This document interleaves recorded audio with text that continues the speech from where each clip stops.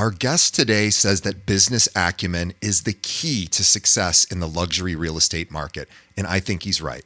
We're going to talk about it today. Stay tuned. This episode of Keeping It Real is brought to you by Real Geeks. How many homes are you going to sell this year? Do you have the right tools? Is your website turning soft leads into interested buyers? Are you spending money on leads that aren't converting? Well, Real Geeks is your solution. Find out why agents across the country choose Real Geeks as their technology partner. Real Geeks was created by an agent for agents. They pride themselves on delivering a sales and marketing solution so that you can easily generate more business. Their agent websites are fast and built for lead conversion with a smooth search experience for your visitors. Real Geeks also includes an easy-to-use agent CRM. So once a lead signs up on your website, you can track their interest and have great follow-up conversations. Real Geeks is loaded with a ton of marketing tools to nurture your leads and increase brand awareness. Visit realgeeks.com/keepingitrealpod and find out why realtors come to Real Geeks to generate more business. Again, visit realgeeks.com/keepingitrealpod. And now, onto our show. Today's episode is brought to you by Corded.io. Are you looking for agents to join your brokerage or team? Now, as a real estate recruiter, I can tell you the answer is always yes. But most agents aren't looking to move right now. So how do you know who to contact? Well, what if I were to tell you there's a recruiting and retention tool powered by artificial intelligence that shows you exactly which agents in your local market are looking to leave their brokerage right now and which agents at your own firm are also looking to leave you? Now, I've been recruiting realtors for 15 years and I've hired over 2,000 agents. I can tell you with no exaggeration, this is the tool I've been waiting for. Corded's AI looks for trends across dozens of variables for each agent in your market and shows you which agents they believe are likely to move. Not only does it do that, but Corded's AI went and visited my recruiting website and read everything I offer. So now when I'm recruiting, Corded's AI tells me exactly what to say based on that agent's needs and what my brokerage can offer. It even writes emails for me. I've never seen anything like it, and I use it every single day. Now, if you are looking to grow your brokerage, Corded.io is the best tool out there. Visit Corded.io to schedule a demo. Again, that's Corded.io. And now, onto the show.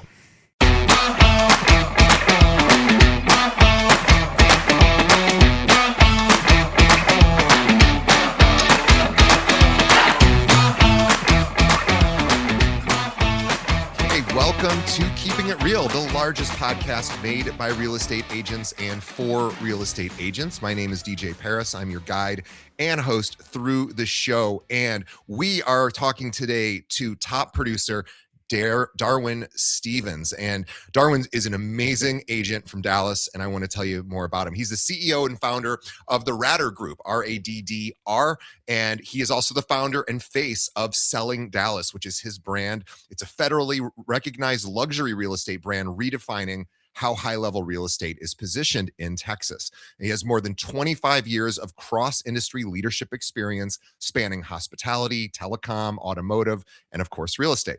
He combines executive-level strategy with elite market execution. He's a multi-million-dollar producer, as you probably suspect. He's a luxury real estate expert, a licensed property tax consultant, a licensed mortgage loan officer, and a certified methodologist, which is strategically positioning him as a comprehensive portfolio maximizer. I love that, portfolio maximizer for his clients. He's ranked number one, this is true, number one most trusted realtor in Texas for 2025. Texas is a massive place, and he's been featured in over 450 national and international media outlets. Darwin has become a respected voice in business and real estate. He is currently in his senior year, earning his Bachelor of Applied Arts and Sciences, further strengthening his foundation in leadership and strategic growth. Known for his sharp market insight and strong community presence, Darwin is very passionate about building generational wealth through real estate strategy. Darwin, welcome to the show. Thank you. I got to meet this guy. That sounds awesome. I know it's amazing. Impressive, yeah. Well, you're very impressive, and that leads me to first just say thank you, because you're a busy guy. You do a lot of things, and not and one thing I didn't mention in there that I know is a really big deal for you is you also give back. You serve on boards and committees in I don't know if I believe it's at the state level or perhaps the local level, but you are part of it and you're doing it In on there, top yeah, of all for this great sure. business. Yeah. Thank you. Yeah, yeah. Thank you so much. Yeah, For you're sure. part of, or I don't know if you still are, but I know at one point you were part of the Young Professionals Network. I as well Yeah, did that I for was 3 years chairman. here. Yeah, Yeah. yeah. Oh, It's a lot of really? fun. Nice. And your Yeah. MLS is what, like fifth largest in the country. So you guys must be massive. So And then they that's incredible. combined. Yeah, it's insane. Yeah. Yeah. Thank you so much, DJ, Oh, for no, noticing thank all you. that. So Mhm. excited to have you. So, okay, I want to get right into it because you come from the corporate world, and most agents, or it seems like a lot of agents, get into real estate from another job or because they Yes. bought a house. Sometimes that's the reason. But you left a 25-year corporate career spanning all these different industries: hospitality, telecom, automotive. And then you went full I did. time in real estate in I 2020, did. which is amazing as well, right when COVID hit. So walk me through that decision. What made you say now is the time? Wow, just hearing you say that, it brings up so much many emotions because I'm leaving a security blanket that I've Yeah, known, like lots of money, huge. Like I'm tapped on the shoulder by the CEO of CEOs. You know what I'm saying? Because there's multiple companies within there. So no reason to leave at all, except yeah, for my own goals, right? Scary. Anyway, so to answer your question, I felt, I've accomplished a lot within these companies. I did, and impressed a lot of people, impressed myself. So I always knew that I was going to put my skill set to work directly for my own company at some point. So when I left that Fortune 10 company, I don't know if we could say names or anything, whatnot. When I left, obviously on great terms, but it was definitely opening a brick and mortar company. Okay. So I had it all mapped out, had it monetarily, everything set up. Okay. I was literally shopping for a brick and mortar space. I mean, business yeah. plan done, vendors, etc. Anyway, COVID hits. Right. Could you imagine Oh, leaving a setup so well? And then I am so not stubborn at all, but determined to write out my plan. And nobody knew how long it was going to last, right? So I'm right. still, for about a month or so, I'm still shopping, right? I'm still thinking it's going to turn around. Luckily, I did a plan for a transition and any type of mistakes a year before that. And I did get my real estate license. So, yeah, that's how everything just kind of came. Wow, man, there's so many emotions tied there. Lots of moments. Well, and That's in a nutshell. Yeah. I love that though. And I can't imagine, I applaud the courage to leave the, corporate America it's a very attractive, especially if you're higher up. Of course, there's a lot of security, there's benefits, there's all sorts of retirement planning, and just that's your world.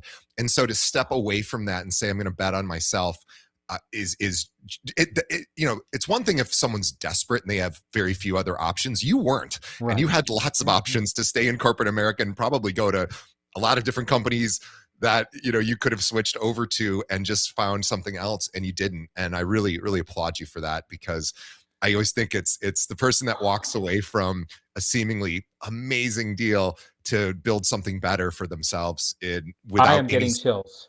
Ah, well, That's the I'm gonna. emotions that's coming up from that. Yeah. Well, good. Seriously. I think it should, because it's an amazing I don't accomplishment. think people And understand what you just said all the way. Thank you. Thank you. well, it's you're welcome, because a lot of agents start out part time, right? They have the corporate job and they're like, I'll do this nights and weekends. And okay, yes, is it possible to do that? Of course, it's Right. possible. You're not going to ever.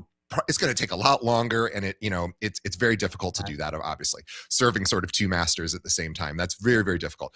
But to just take one and go, I'm burning, essentially not burning the bridge, but I am torching the thing behind me, and I'm going to go full force and make it work. But I want to talk about some bad advice that you got when you first started, because Okay. Yeah. Let's just do it. because it made me chuckle a little bit. And by the way, I know people that have done this particular advice I'm about to mention that was suggested to you, and it's worked. And now most of us would go, no, I don't want to do that, just like the way it sort of worked for you. But it is funny that, like, there's so many ways to build this business. But the advice that you got that was not great advice was told to knock on doors for business. And then you went full time during a pandemic where it's like you couldn't really knock on doors. So Let's how talk did about that credibility yeah, as a right. broker. How did that constraint yeah, right, actually shape the business you built? So you couldn't do the thing they told you to do. So what did you do instead? Okay, so I come from marketing, sales background, running my own, blah, blah, blah. Anyway, yeah, we kind of went through that. So I knew I was going to have to, I can't do the norm. There's no events to like meet people with, right? Right. Technically.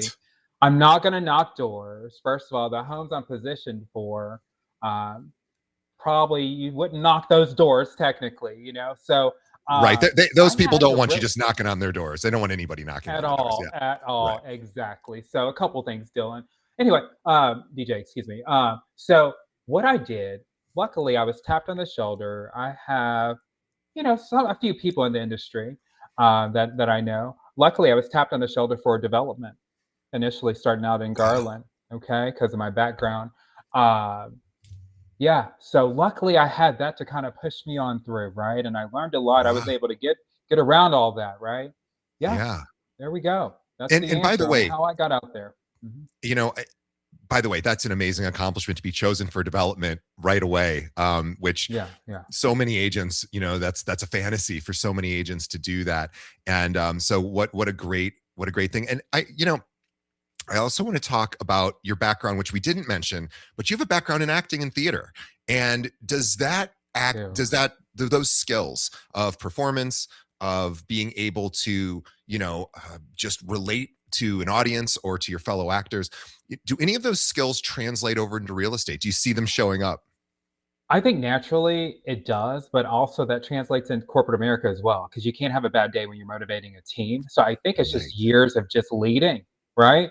And then Yeah. knowing how to, I guess, kind of compress or when to bring it out, et cetera, et cetera. So yes, yes, yes, yes. The answer is yes. You Because have you to. led teams of what, hundreds, right? I mean, you Well, were at one point in marketing, I mean, I was holding calls and blitzes for 200 plus people. So yes, yes, yes, yes. And then my direct sales teams, 15, 20, like multi-million dollar businesses. So yes, all that. incredible.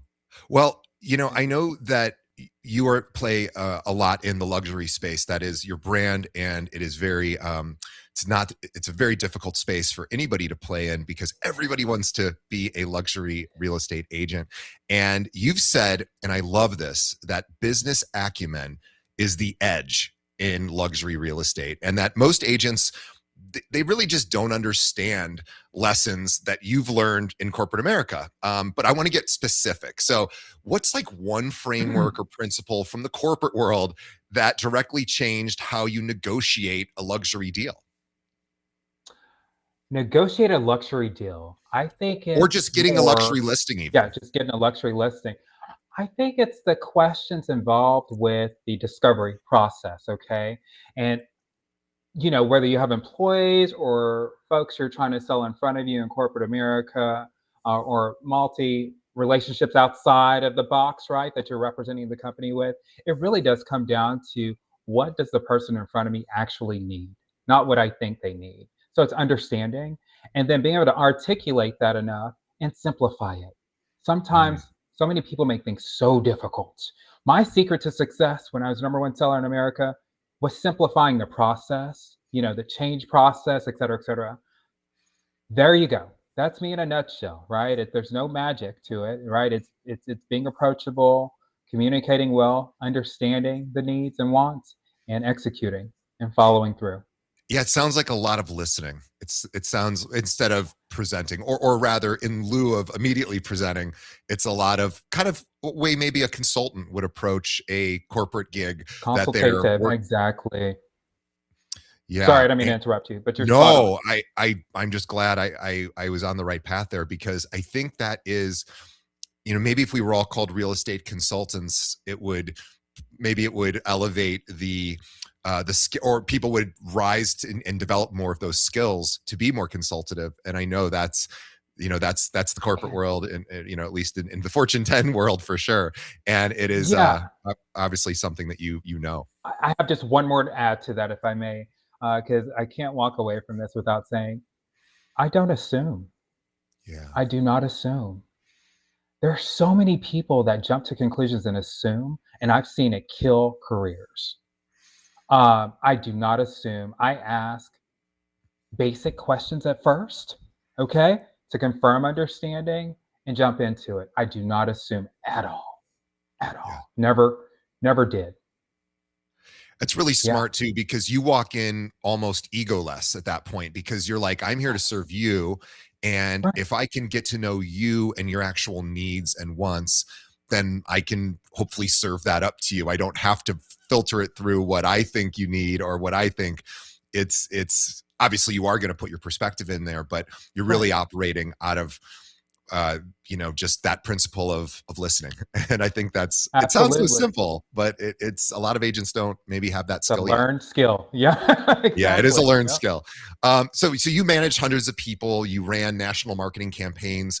When you're sitting across from like a C-suite executive or a high net worth client, do they know that you speak their language? And are you able to signal that? Because we all know that there is corporate speak, right? There is sort of, Yeah. luxury Elevator speak. pitches. Yeah. Yes. Great question. Wow, hadn't been asked that before, really. It depends on the environment and where I'm at. If I'm out of town, uh, at a event out of town, maybe not. Maybe they've done some research on me. Um, but what I'm finding is it's still conversational. We just approach each other. What can I say? And just based off of the end results, I can tell they understand I speak their language once we're done. So I would say potentially no. More in Dallas, you probably have seen something about me or something along those lines with the different facets that I've done. You should, uh, but definitely, I think it's probably no initially, and then yes at the end. And does it come up do you talk about the corporate world if you are talking to a high level corporate client where you're like, I actually come from the same world? Does it come up or just out of Yeah. curiosity? So it really depends on the question and answer format. I'm just going to use one of the most recent ones that I had from an international builder. I was down in Miami recently for the Red Awards. Lots of great developers, uh, great audience. Anyway, so the conversation was more about learning more about me and what I do. Obviously, looking at my cards, he asked me about my NMLS format. But yeah, you can definitely tell when there's an interview process going on because they want to know more about your background. They can tell Yeah. you're not just like standard. Yeah. Even outside of the press, what can I say? Like this is before they're viewing all that. So Right. yeah, Right. yeah. And you've been you've had a lot of press over the years, and I'm curious for those of us who are unsure about how much that matters. Now, I believe it probably matters more, although I don't know, maybe not I was going to say in the luxury space, but I don't know. Probably, I mean, anyone can Google anyone, and they probably all do anyway. But how Yeah. much credibility does that help you? Sort of with winning deals because you have been featured Oh, a lot. You are a trust. You have awards. You've done lots of interviews. Does that thank you. come up where people are like, "Oh, I saw this thing that you did," or does it come up when you're chatting with a new It client? it depends on the space. It depends on the space and how well versed they are in the industry. So I'll put it that way. But Yeah, to answer your question, what has that done for me? I think it's important, especially in the digital age, to have some sort of platform that speaks for you prior to even yeah, meeting a person. I think it's important for folks to be able to pull up something and see who you are before meeting you, right? And then let everything kind of match. So uh, what can I say? I've been blessed. I've been blessed with the accolades I've received. I mean, these are not. I mean, first of all, I'm on your show as well, but these are not. Um, I don't want to be like generic. These are not low end publications. I mean, these no, are barons. These are things I subscribed to in high school. Wall Street Journal yeah, subsidiaries. Barons. barons, You've got yeah, USA Today. I mean, you've got LA running on me, right? You've got all kind of things going on. So I am not so pompous, to not really fall back and understand the importance of what that provides. Just when people are running stories on you, electing to, your brand's tied in with them. yeah. So it's an honor. What can I Has say? has it It's an ever honor. It is an honor. And it's, I mean, these are not rinky dink, anyone can get, That's what I was gonna interviewed. say too. Yeah, yeah, These are big deal publications or networks, yeah. and they've chosen you to talk and speak and be interviewed. Has it ever happened where somebody watched one or read one and went like, I got to call this guy. I want him to be my agent. Has it ever been that direct? I think no, not necessarily that direct. I think it's Sure. more in the space celebrity type scenarios Yeah, where because you're gonna know about the people on the guest list with you, right? for sure. I think there are options out here. I've got teams for everything, so I've got teams that are constantly sending things out. There are people that seek me out to work with me. I don't take everything. So to answer your question, I would say no directly. They're not saying, "Okay, I saw you USA Today and I want to work with you." They're calling me saying, "Hey, I think I want you to work over here," and I'm not asking really how you know about me, to be honest with Right, you. So, right, yeah, for sure. yeah, yeah. Now, so many agents want to become high net worth, you know, agents, luxury agents. What's the what's the biggest mistake you see that agents who want to play in that space make, and it just doesn't work? I'm sure you see many people try. It's a very competitive space, but what do agents kind of get wrong about the luxury space? When it comes to luxury clients, you're dealing with intelligence just like anyone else. But um, I, I think people try and present themselves from something they're not, right? And you Yeah, kind of lose credibility before you even start off. So that's number one, right? You're dealing with C-suite folks, just like you said, intelligent. Not saying anyone else not in luxury is not intelligent. That's not what I'm saying at all. But obviously, I'm sure they're pitched a lot, right? So, I mean, literally, that first impression matters. So I think they're missing some of the details, and they're failing to be in the areas, the spaces with these yeah. people. Yeah. Uh-huh. I've talked to, like, in particular, a lot of luxury agents out in California who work in the entertainment space, and so, or the sports entertainment space. So people who are either athletes or professional athletes, or athletes who are on TV, doing commentating, or actors, etc. And they say what's interesting about that particular space, and I imagine you have experience with this as well, even with C-suite people would fall in this category. Is sometimes there's many people involved in the transaction, right? There may be a business manager or an accountant or an attorney. Some of these high net worth individuals have a whole team. And so I imagine sometimes in your transactions, it's like, it's not just me and the client, it's me and the client and their accountant. And I imagine it can be quite, daunting to have to, Do you know what I'm deal with finding? teams. What I'm finding, I'm typically invited into the boardrooms to host meetings for their Wow. staff at this point. So it's a little Wow. different for me, and I think it's just my business background more than Yeah. just luxury aid. It's something different whenever you're coming with huge success, Fortune 10 level Harvard training. There's a little people want that their teams to have that. But yes, correct. You're correct. That's absolutely correct. You're dealing with accounting departments, leasing departments. You're dealing with the lower level VPs, all that stuff. But I'm It's it typically in the boardrooms giving the meetings. That's incredible. And what amazing credibility that lends to, that the rest of the C-suite, right? It's like, oh yeah, I should probably be working with this guy as well. Amazing. I Now would. I want to talk about your brand, because I think this is Yes, particularly interesting. So Selling Dallas, it's a federally registered trademark. And that's not a business decision most agents would ever think about. When did you right. decide that you were building a brand and not just a practice? Immediately, even before I left my company. Yeah. Yeah. Literally, when I started Instagram, I immediately know I have to have a way to differentiate myself from all these agents. So my process and thought process started then.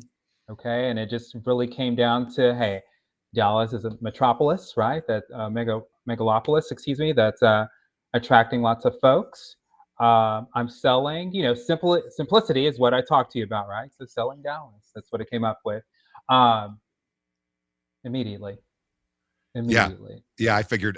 Well, and again, you're a corporate marketing guy. You understand campaigns and strategy and how to execute, and then how to adjust along the way based on results. So, um, that's kind of what I figured you would mention. But yeah, you have been Yeah. featured in we should probably quantify this, over 450 media outlets. I mean, this is an incredible amount of press there. And, we've already listed some of the names, but how does your team, I imagine they reach out to you at this point, just like with my podcast, I used to have to reach out to agents Yes. because nobody was listening and I didn't have any sort of notoriety or at all. And thankfully now that's changed. But how important is it for you to, are you still doing as much press as you ever were? I don't know how busy you are to even be able to do that, but just out of curiosity, is that something you really enjoy doing? I mean, anytime I feel like I have a gift for many people, right? I connect well with people, and I feel like my roadmap is reflective of current America, hence the podcast, if we get into that. Yeah. Uh, there are more and more people having to leave corporate America because, I mean, I'll just use the most obvious AI right now, but just it's about trimming, not the fat. I don't want to say like they're not important, but you get trimmed.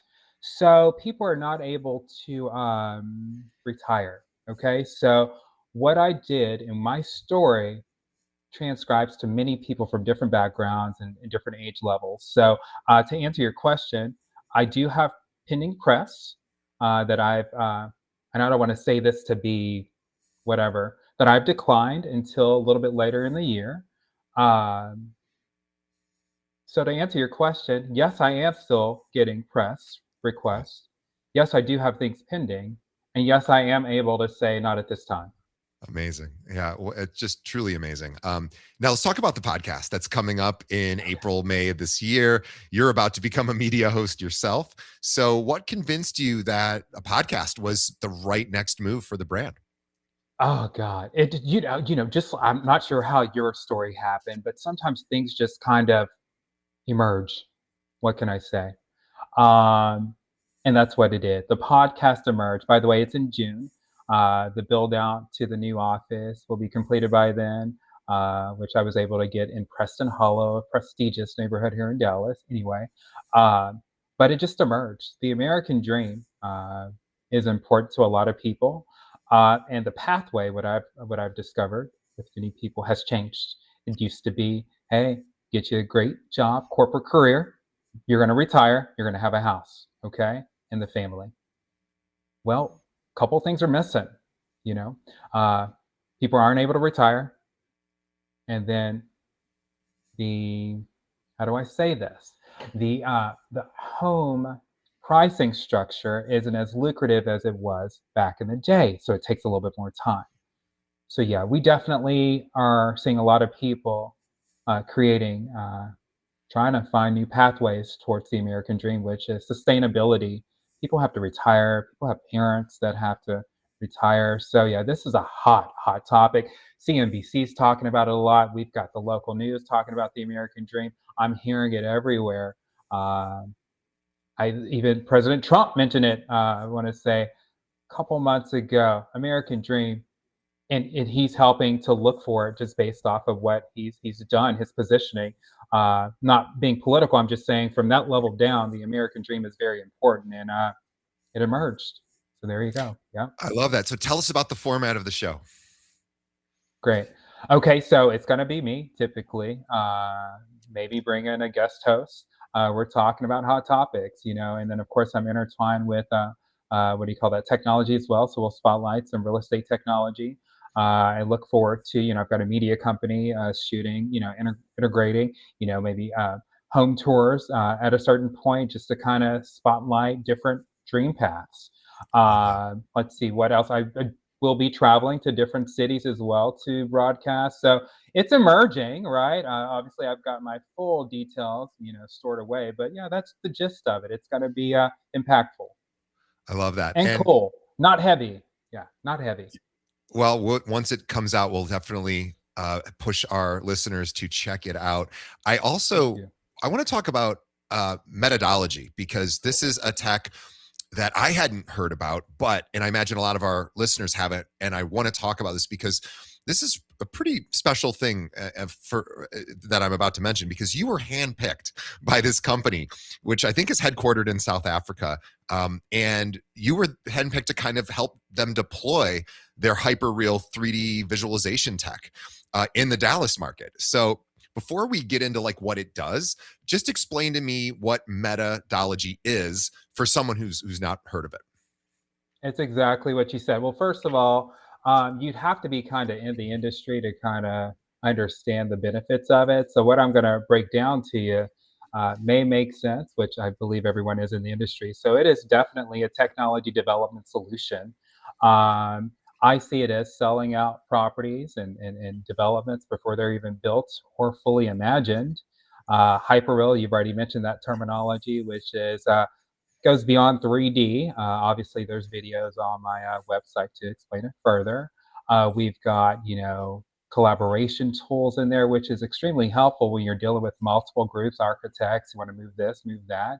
Saves time, which saves money. I think most importantly, it's the peace of mind that comes with, just a strategic approach to your development.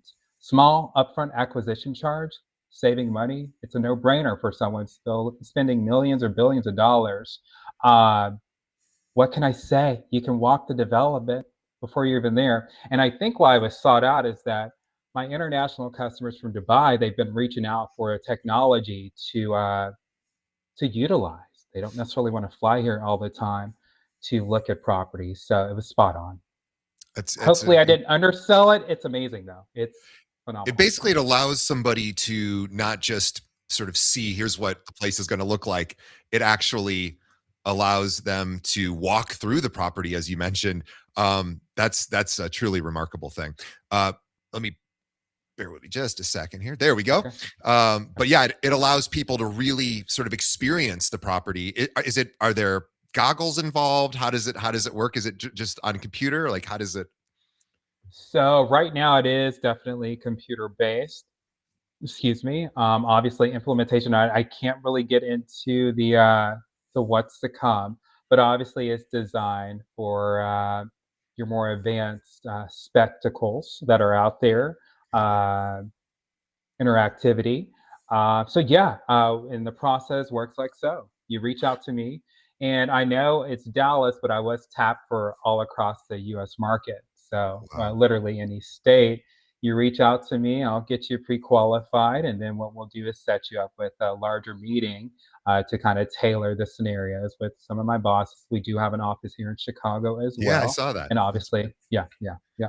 So that's that, man. It's cool. It's some issues that we've had is number one, the security of finding kind of funding for development, which we help with that as well. And also, before someone lends money, they're going to want to know a strategic plan and see the execution typically beforehand. Sure. So there are many facets that it answers for not just seasoned developers, but developers starting out as well, or maybe one or two. It's just going to streamline everything and kind of make it really efficient and what you need. It's the security needed. Yeah. Well, that's very exciting. I'm exciting to watch that tech emerge and hopefully take over the developer space and really become, this thing that everybody's using. I want to Yeah. talk about, you call yourself a portfolio maximizer, and this isn't just a phrase, right? Because you have a triple license, which I think is incredible. I don't know anyone who has these three all together. You're a realtor, you're a mortgage loan officer, and a property tax consultant, which is, an unusual combination, but obviously makes perfect sense. Why did you pursue all three, and how do they work together? So great question. Oh, and also CEO, business entity of Radar Group as well. Right. So it's just all a part of having options for our clients, right? I think knowledge is power.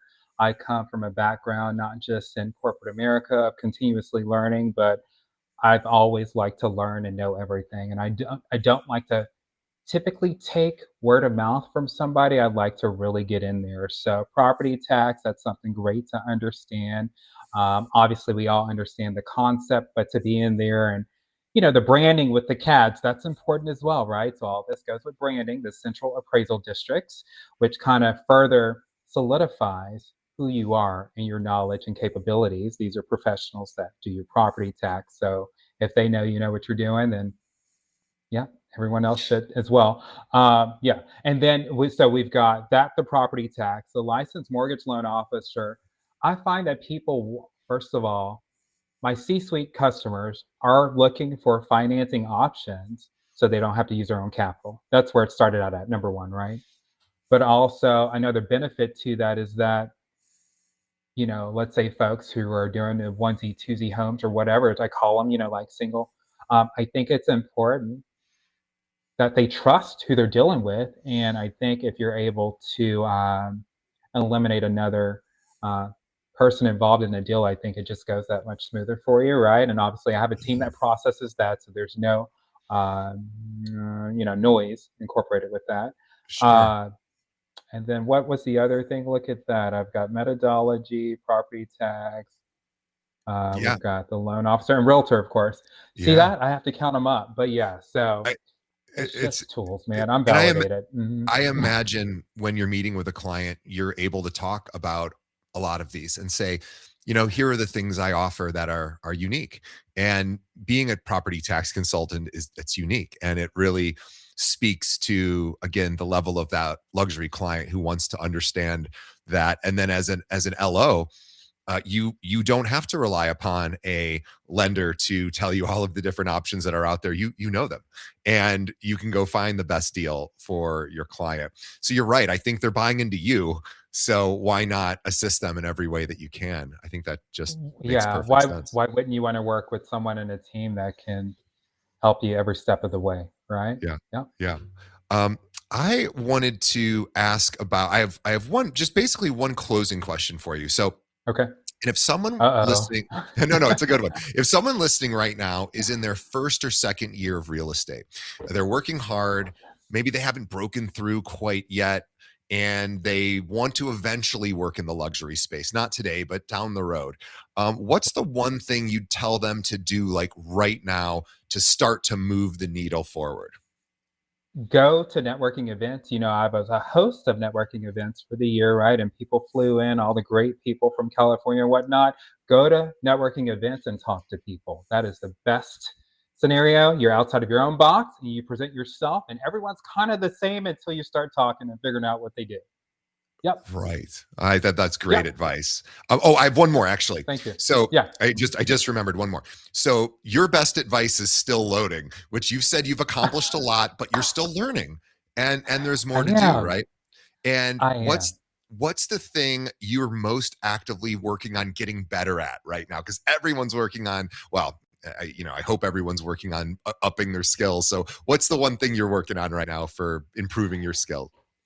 Great question. But yeah, I want to point out the still loading just means I'm always learning. Yeah, Okay. I never I get to love the that. point where I think I know it all. Right. I always surround myself with people that think differently, et cetera, et cetera. Anyway, but what was the question? I wanted to So make yeah, sure we so got that what's out the of the one way. thing you're most actively working on getting better at right now? Getting better at, I'd say juggling my senior Yeah. year of college with the workload. Honestly, that's Yeah. where I'm at. I That's where I'm at. Oh my I gosh. have to do my own work. Yeah, that's amazing to get your degree at the same time as you've already built this massive business, and then to add that workload on is incredible. And I you'll know why imagine. soon. Yeah, it's coming out. Or if you want to know, brokerage. Radar Group is a brokerage. I'm a business entity with the state of Texas. That's a Yeah, brokerage. So I'll be a broker at the end of the year. amazing. Congratulations on all of Thank you. the success. Thank you. So Thank you. I want to make sure that our audience knows where to find you. The website is Selling Dallas number 4 all. So Selling Dallas for all. That's the brand as well. You can find Instagram. You're everywhere basically. So just look for Darwin Stephens. We'll have links to all of your social and your website on our in our description. And then once the podcast comes live, we'll make sure we let our audience know how they can check that out. And I think it's important for agents to hear other agents who do podcasts, because it's really something that a lot of agents could probably benefit from, even if it's not necessarily there to get them deals. it certainly helps, if you work in a particular community and you feature that community in the podcast and you're featuring people from within the community. I've seen a lot of agents do that where maybe they come from a small suburb somewhere and they just make the suburb the podcast. And so I always think there's so much opportunity in that space. So if you're an agent and you're thinking about doing a podcast, look for what other agents are doing out there and see. It's a lot of fun. And you can actually, it's also press technically, so it'll help you hopefully get a few people to check you out. But Darwin, thank you so much on behalf of our audience for spending an hour with us. You've got a lot going on, Wow. and the fact that you were able to spend this time is incredible. So we're grateful to you. And then on behalf of Darwin and myself, we're grateful to the audience. So thank you for sticking around to the end of the episode. We appreciate you. Please support our sponsors. They help keep this whole ship afloat. And the best way you can help us is by telling a friend. So think of one other realtor in your office that needs to hear this great conversation we had with Darwin and shoot them a link. We're everywhere podcasts are served. You can find us pretty easily. And we also post we do short form stuff on the social media accounts, including TikTok, Facebook, Instagram, LinkedIn, everywhere. So you can find us and even get daily doses of some of the best wisdom. I'm actually doing a thing for the next 25 days where I make a video specifically about one of the episodes and talking about one of the guests and a particular tip or tactic that they did, and I do it all within about 70 seconds. So check us out online, and we can find us anywhere, and we appreciate you for doing that. And we will see everybody on the next episode. Thanks, Darwin. Thank you, DJ. Great time.